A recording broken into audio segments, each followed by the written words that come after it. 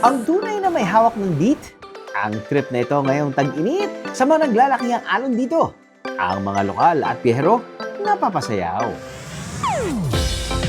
First time dito sa Siargao? It's my second time. Oh, bakit napili ang Siargao?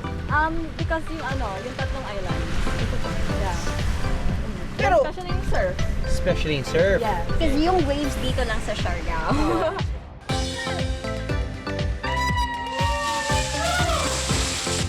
But this place moves to its own rhythm. Ang mga kwento, mas nadadagdagan kada bisita ko dito. Yun yung nagiging kultura ng mga surfers, no? Kapag wala masyadong alon, skateboard sila. Oh, skateboard. Diba? Ito mo try. Ikaw muna. Oh, kalimutan ko yun.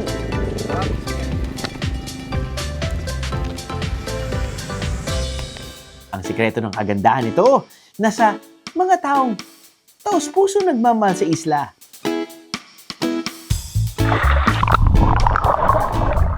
Para laging may bagong aabangan at masusubukan ang mga bisita.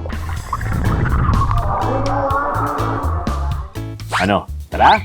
Samahan niyo akong mabighani sa bawat galaw ng Siargao. Sa isang bahagi ng isla ng Siargao, may kaguluhan. Meron pala kasing handaan. Pero wait, simpleng fiesta lang naman ito. Pero ang mga bisita, puro afam? Bakit nga ba? Kapag daw pista na sa General Luna, hindi lang daw mga kapitbahay ang imbitado. Dahil pati mga turista, welcome na dumalo. Happy Fiesta! Hello, kumusta? Okay lang. Nagwapa lagi ng kumanday. Did you see my Filipiniana? Ay! Nice! Ihanda nga lang ang mga tissue dahil siguradong manonosebleed kayo rito. O, i-reserve na ang English-speaking skills dahil marami-maraming bisita ang kailangan kausapin. Yes. Sobrang feel at home daw sa Siargao. Kaya kahit hindi ka kilala, nagbabahay-bahay pa.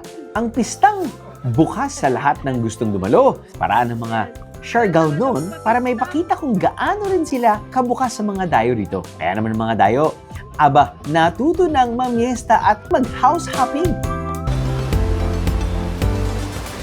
Bukod sa kilalang surfing destination ng Siargao, may isa pang dahilan kung bakit ito'y dinarayo ng mga turista. Para mag-island hopping. Para marating ang mga isla, pwedeng sumakay hindi lang ng bangka, kundi ng bangka! That's right! Bangka! Kung nasisikipan sa ordinaryong bangka, dito raw sa bangkang ito, pwede kang magtatakbo, maglakad at humilata. Heaven is an ocean. Anyway, this is customized bangka. Siya say bangka dahil medyo malawak siya. It's gonna take me. That was about 4 seconds. Yun yung width ng boat. Hindi naman daw sa pagmamayabang, no? Pero ito raw ang pinakamalaking bangka sa isla ng Siargao. Ang Galatea. Yung true, island hopping o cruise? Yan. Uy, very comfy. Sanay na sanay kasi kami at ang biyahe ni Drew Crew na pagsasakay sa bangka. Ganyan. Ganyan kami lahat. Tapos nun, isang row lang. Isang column lang kami na ganyan. Deng! At least ngayon, parang wild. Wild. Yeah, very comfy. Pwede kang umupo, pwede kang humiga. But hey, pwede kang humiga sa gitna.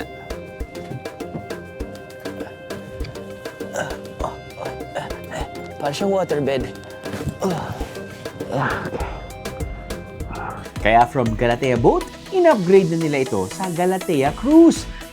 20 hanggang 25 katao ang kaya nitong isakay. All-inclusive private package yan na may kasamang boodle fight, admission fees, boat fees, at accredited tour guide. Sa halagang 2,200 pesos per person, makaiikot na sa tatlong malalapit na isla ng Siargao. Kung malaki ang bangka, doon tayo agad sa malaking isla, ang Daco Island, na sa Bisaya ang ibig sabihin nito ay malaki. May mga lokal na nakatira rito. At kapag nagutom, pwede pang magpaluto ng pagkain sa kanila. Okay mga biyara, nandito tayo sa Daco Island. As you can see, makikita mo mas malawak ang kanilang beaches. Tapos nun, maraming mga cottages because of the size. You have your volleyball tents installed as well. And mas maraming turista. Local and foreign. Now, dito ang setup nila. Dahil nga maraming mga cottages, pwede ka rin boodle fight. Ang menu ng ating boodle fight for today, syempre nandiyan yung kanin, nandiyan yung different types of seafood, pugita, nandiyan yung pusit, nandiyan yung inihaw ng baboy, meron kang, matawag dito sa Bisaya, kuya? Saang, tama, saang. Meron kang parang insaladang talong na ginataan yata. Saan tayo mag-uumpisa? Grabe, sobrang gutom ko. Hindi ko alam saan ako mag-uumpisa. Buti na lang kasama ko yung mga kasama ko dahil sila ay gutom din. Parang mga aso na hindi pinakain ng 2 linggo. Ay, nauna doon.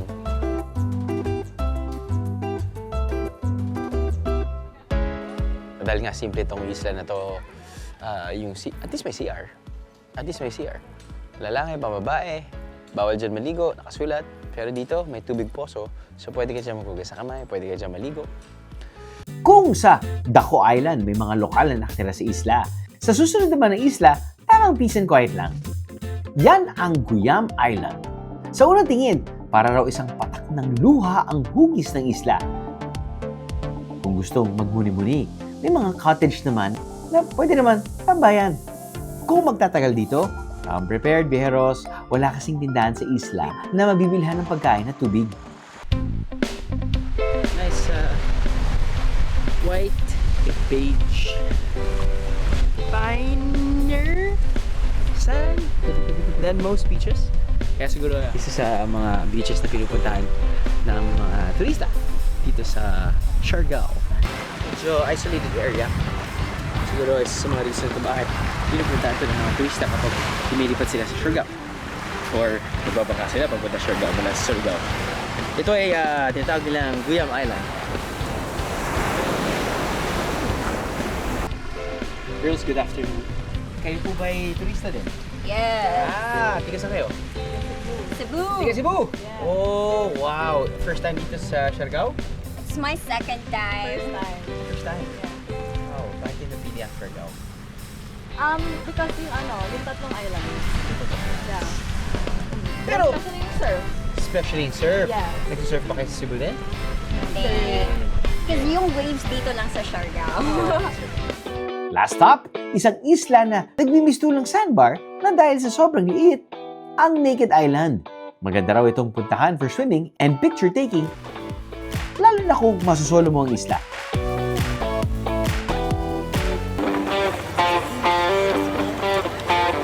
Pagsapit ng hapon, ang kalsada nito sa Siargao nagka-traffic. Pero hindi ng mga sasakyan, kundi ng mga tao. Ano bang meron? Ito ang isa sa pinakasikat na lansangan ngayon sa Siargao, ang Malinaw Skate Road. Akalain mong may skateboarding competition sa lugar sa dami ng sumusubok nito. Mapalokal man o foreigner, game na game mag-skateboard. Para sa mga quota na sa surfing, isa ito sa pwedeng subukan. Gaya ng surfing, matinding concentration din sa pagbabalanse ang technique sa skateboarding. Kung pagbabalanse lang din ang usapan, itabi nyo. Meet Anil Joy Combista, o mas kilala bilang si Balance Girl. Tubong Davao del Sur si Balance Girl. At 7 years old pa lang daw siya nang matuto siyang magbalanse ng kung ano-anong bagay sa kanyang ulo. Where I start. So I show you how to walk like a beauty queen. Nang mapunta siya sa Siargao taong 2023, dito na nga niya inilabas ang kanyang talento sa pag-skateboard habang nagbabalanse ng bote sa ulo. Bata, matanda, single o taken, lahat pwede, basta't marunong magbalanse. Pero syempre, hindi tayo magpapahuli sa skateboard. Kamusta? Ano ba siya? Ito, skate. Skate pa lang din, ha? Medyo... Tapos kulit alon. Yun yung nagiging kultura ng mga surfers, no? Kapag wala masyadong alon, skateboard sila. Oo, skateboard. Para nandun pa rin yung surfing sensation, parang Para gano'n. hindi makalimutan yung Ano bang buwan yung wala masyadong alon dito sa Siargao? Mga June, July, hanggang July hanggang- August, ganun. Tapos pagdating ng mga September, yung start na yung Yun yung gumaganda na yung alon. Pero during, katulad na sinabi nyo, mga dead months ng surfing dito sa Siargao, skateboard. Matagal na yung kultura na yan eh, no? I mean, galing pa yan sa ibang bansa eh, na talagang... Oo. Kaya nila ginawa ang skateboard para may Nang dahil sa surfing. dahil sa surfing. Gusto na matry? Ikaw muna. Oo. Nakalimutan ko eh.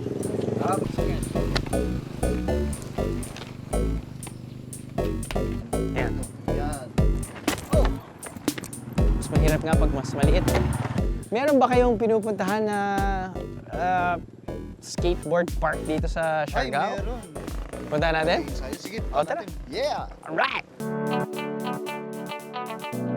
Kailangan lang daw maghanap ng konting slope sa kalsada para mas maging exciting ang skateboarding. Kung sa kalsada ng malinaw, napupuno ng skateboarders ang lansangan. Sa tulay namang ito, panay AFAM o mga foreigner naman ang madadatnan. AFAM here, AFAM there, AFAM everywhere ang eksena. Ito ang Katangnan Bridge, ang pinakamahaba at pinakamataas na tulay sa buong isla ng Siargao. Pero dahil palaging maraming dayuhan dito, mas kilala na ito sa tawag na AFAM Bridge. Kung tutusin, ordinaryong tulay lang ito. Pero bakit kaya pinupuntahan ito ng mga turista? Ang mga turistang foreigner, kanya-kanya ng picture taking. Ang hinihintay nila, ito naman pala ang magandang sunset. Parang fiesta rin ang feels dito dahil sa mga street performers. Sa gilid naman ng kalsadang ito, pangmalakas ang drone shot na pang-flex sa social media naman ang ganap. Pero hindi na kailangan gumamit ng drone dahil sagot na yan ni Manong. Low budget drone shot baka mo? Dito na lang tayo sa mga human drone. Pagkatapos ko mo, gagawin ka na muna, no? Teka, sinabi ko pagkatapos hindi ka tumulan ka. Hindi, pagkatapos ko, nan, tapos gagawin ka naman na, tapos tapos ko, nakakanilan sa meron. Ewan, at yan yung haso dalawa. Ang kapag, wait, okay. Ay? Ready? 1, 2, 3, go, wait. Para akong nag-UJT kay Kuya Giovanni. Hindi pala atrasabante lang ito. Kailangan maliksi at flexible ka rin.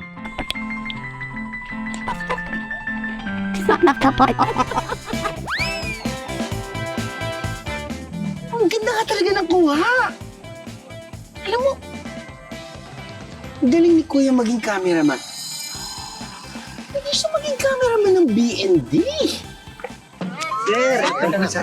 Pati niya sa magkakasawang tamang kita mo na yung si Kuya. Papalit mo na kami. Sama na magkasama. Hindi naman sa ganon. Hindi, naisip ko lang naman kasi ang galing ni Kuya mag-cameraman. Nagagawa niyo ba yun? Pwede namin subukan, sir.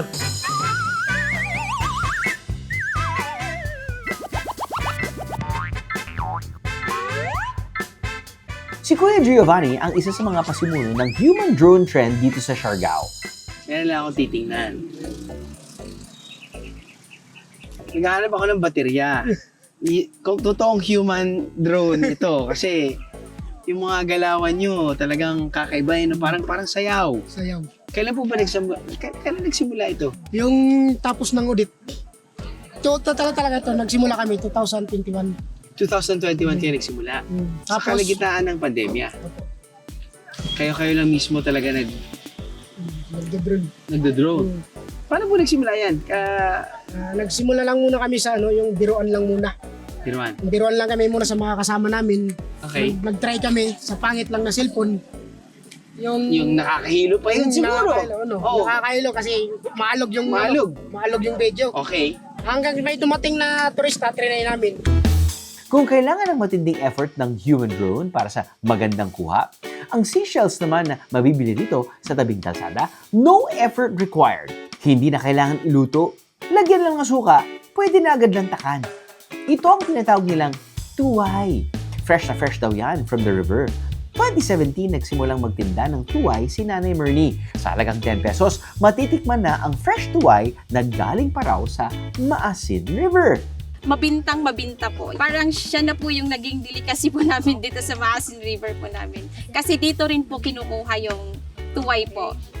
Sa Haima, makabinta po ng tag 500, 5 katapok, 500.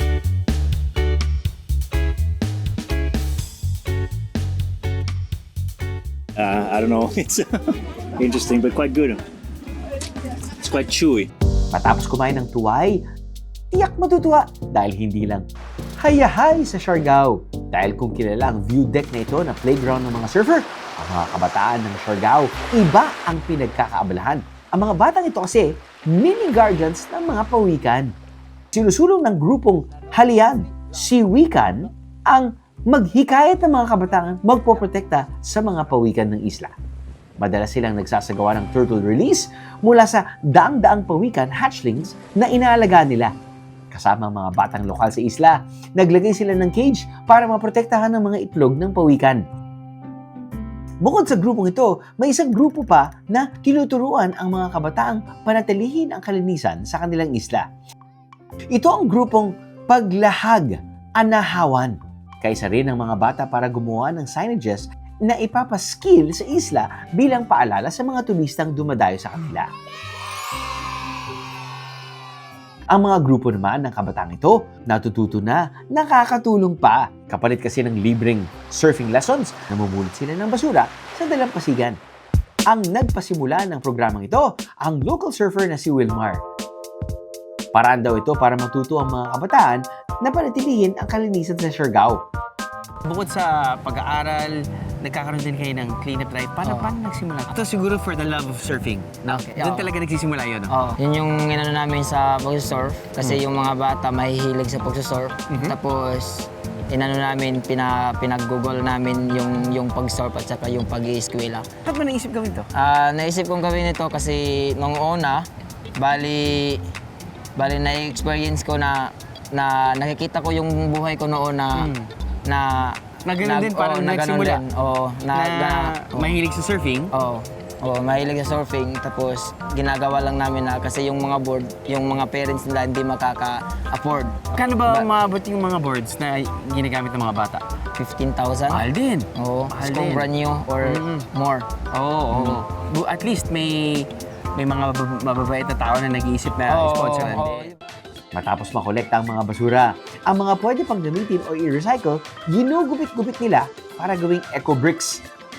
Para lalong ganahan ng mga kabataan, meron silang pointing system. Kapag kumpleto ang attendance, maayos ang grade sa school, at laging nakikipag-participate sa cleanup drive, may chance ang makapili ng magandang klase ng surfboards. O diba, win-win? Ang reward pagkatapos ng mahabang araw ng beach cleanups at paggawa ng eco bricks, masarap na salo-salo. Hay, salo ako riyan!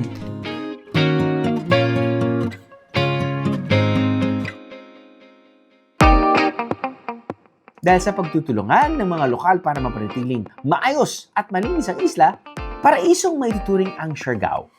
Pero hindi lang malaparaisong tanawin ang ipinagmamalaki nila. Heaven din daw ito para sa mga seafood lovers. Ang ipinagmamalaki nilang pagkain, literal na malaki. Ang naglalakihan at nagsasarapang king crabs. Di ba, pag pupunta ka sa Siargao, you're gonna be traveling to different parts of the island, di ba? Different towns. At makikita mo malalaking, I guess, mga print ads or yung mga tarpaulin. Makakita kayo ng ganito, king crab. It's really well advertised. At ang Siargao Blue parati nagsasabi na get the best king crab. Parang gano'n, hindi naman verbatim, pero get the best king crab. Tapos may Siargao Blue. So, first time tayong makakatikim, kanilang king crab. And let's see kung it's the best king crab on the island. The looks of it, yung kamao pa lang niya, medyo malaki na. Yung ba yung basis natin? I have no idea, pero hey, the kids love it. Feeling ko, uy. How do you eat your king crabs? Ang hirap eh. Ito yung ginagamit ko usually eh. Yan.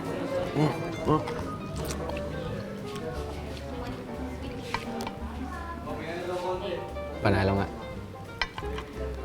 nga. And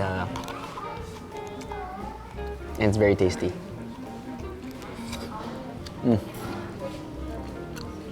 It's sweet. Yeah, ito, close up mo siya.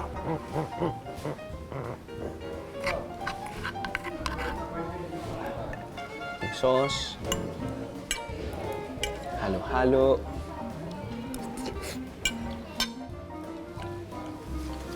Boom. The best. Ayoko naman na sa Siargao. Champion nga to. Pero hindi lang seafoods ang meron sila. Meron ding authentic Italian pizza. Sa gitna rin ng isla. O ha? Sabi nga ng tatay ko tirahin na natin to, baka may tumira pa ng iba. A few steps from here, makikita mo may silang pugon. And I believe na that's the best way of cooking pizza. Lalagyan lang nila yung pizza dough with all the ingredients for like, I don't know, 4 minutes tops. And then, boom. Kita mo, nagme-melting mozzarella, yung herbs, pumuputok-putok yung parang ganon. Parang lava. Oh, love it. Love it. Sobrang init kasi sa loob kaya sobrang bilis lang matuto. Anyway, hand-tossed pizza. And I think you have a few choices of really hot. And this is, I think, chili oil, but I think that's chili olive oil. Natin. Testing muna tayo, pare. Testing muna tayo.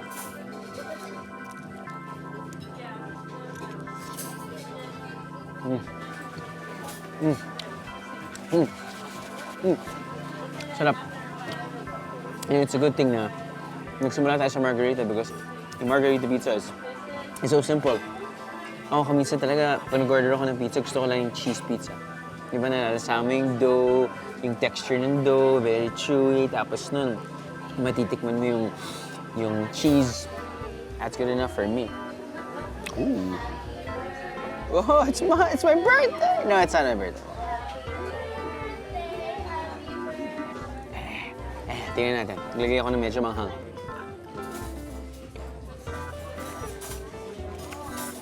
Manghang talaga. Manghang pero masarap. Alright.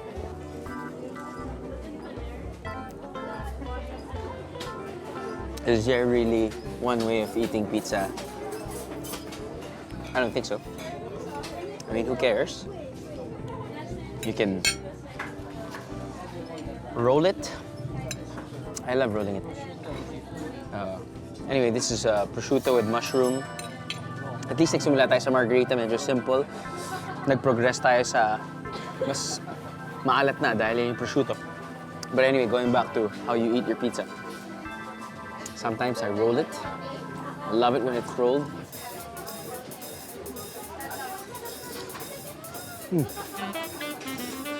Good.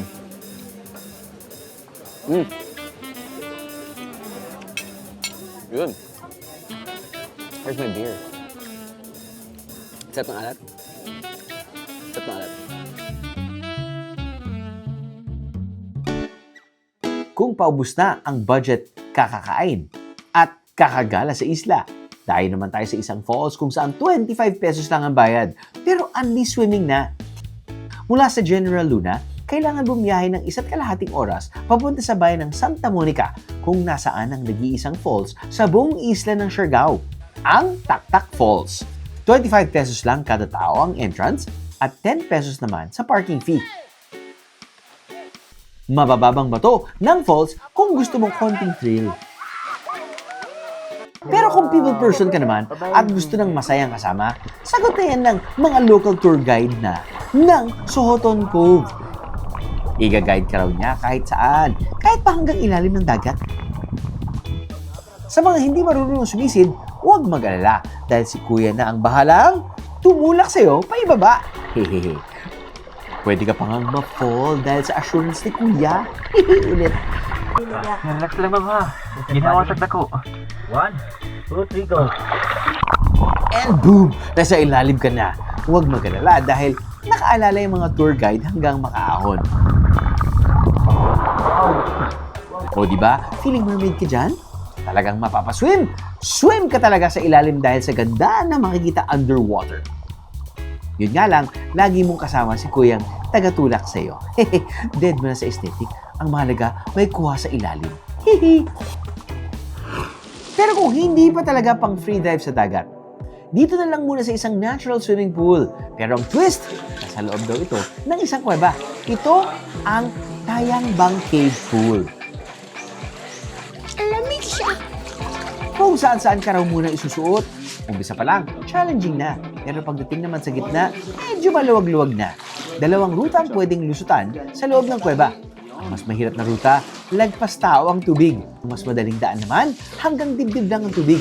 At dahil adventurous tayo at wala tayong inuurungan, syempre, doon tayo sa mas madaling daan. Aabuti ng halos 25 minutes ang kailangan lakbayin sa loob ng cave para makita ang cave pool.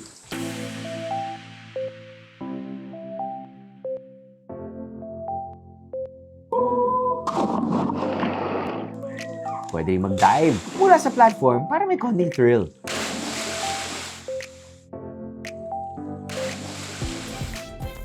Beautiful destinations are often seen on the roads less traveled, ika nga. Ang ating next stop, ganito rin ang atake. Mahigit 1 oras ang layo nito mula sa sentro at accessible lang via boat. So mula sa ating resort, sa downtown Siargao, it took us around 1 hour, more or less, 1 hour van ride para marating ang Del Carmen. At ang Del Carmen, dito tayo sasakay ng bangka, mga 20 to 30 minutes bago dumating sa Sugba, Laguna. Kung anong magagawa doon, well, hindi pa natin alam. Let's see.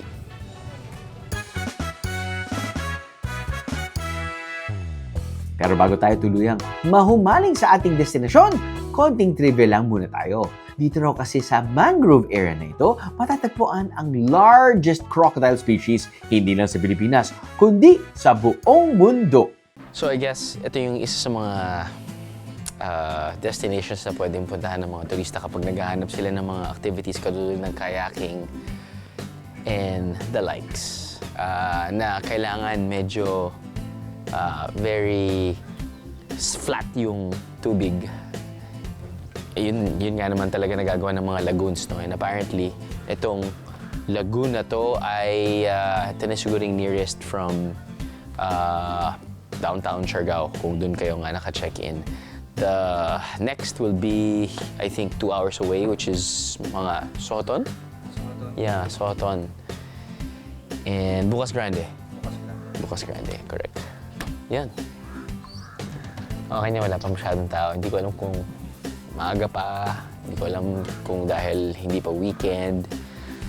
Pero generally speaking naman, yung Siargao, even though medyo nag-skyrocketing popularity in social media, parang fairly manageable pa yung mga turista, both foreign and local. This one kasi is still pretty new, itong side na to. I mean, not new, but hindi pa ganun ka-commercialized, hindi pa ganun ka-kasikat. So, might as well take advantage of that. If you think about it, para kang pumunta sa Coron. Yun yung naisip ko. Daming lagoons kasi sa Coron. At least, di ba, parang when you're trying to figure out what to do in a certain destination, di ba, you try to, have a checklist and inisip mo, ano ba pwede naman magawa? Surfing, uy, meron. Magandang beaches, uy, meron. Uy, magandang resorts, uy. Magandang community, masarap na pagkain. Lagoons, you can check that out. Here.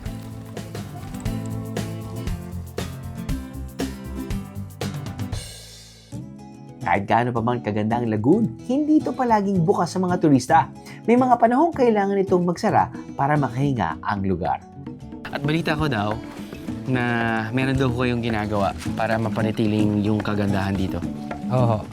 Bali yung ano dito, sir, once a year talaga meron kaming magko-close siya ng isang buwan para lang po, para sa rehabilitation, para repair pa. Meron inaayos din po, sir, yung mga natin, board, nililinis.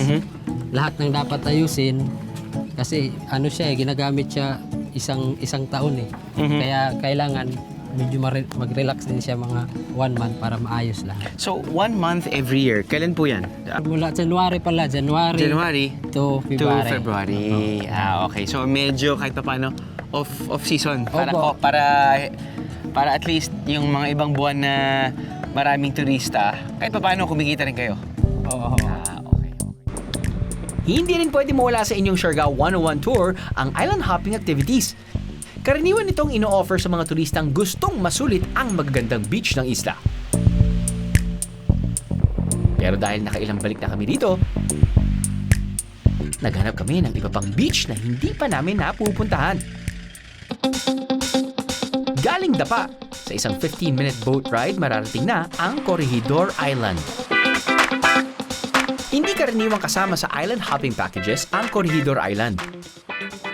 Kung pupunta dito, maglaan ng kalahating araw para masulit nyo ang isla. Tayo una-una, paglapag namin dito sa beach nyo, sa isla nyo, napansin ko, napakaganda ng sand. Talagang parang pulbos. Puting-puti. Puting-puti.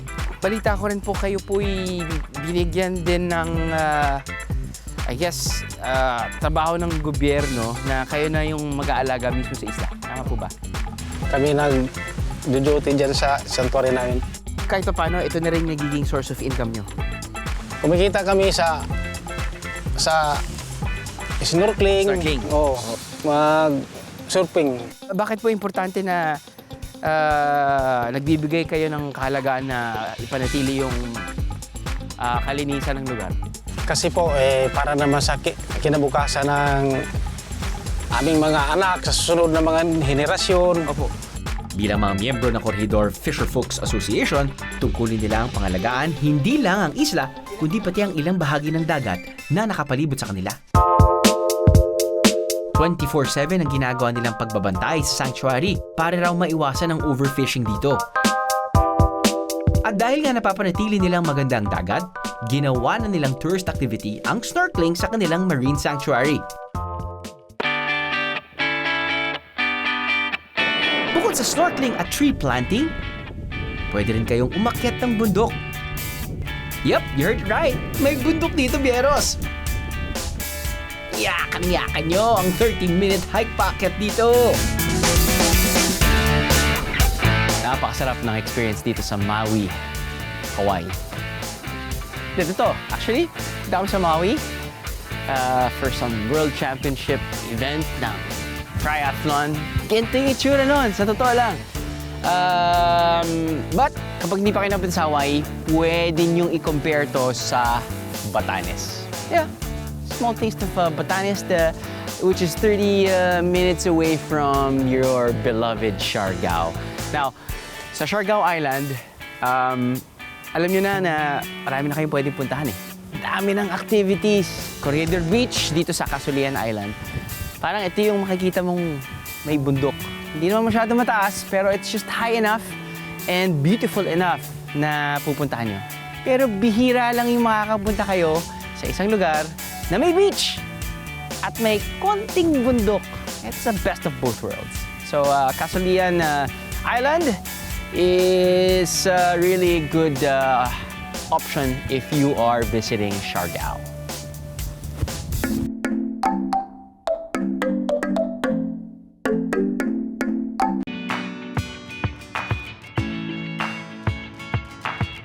O diba?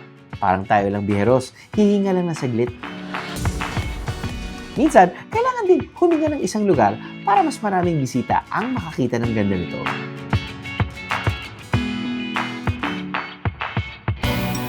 Isang isla na laging may bagong kwento. Ganyan ang Siargao. Tanyag na destinasyon at patuloy na nagbabago. Para sa bawat balik, may bago pa rin matutuklasan. Doon nagiging espesyal ang Siargao.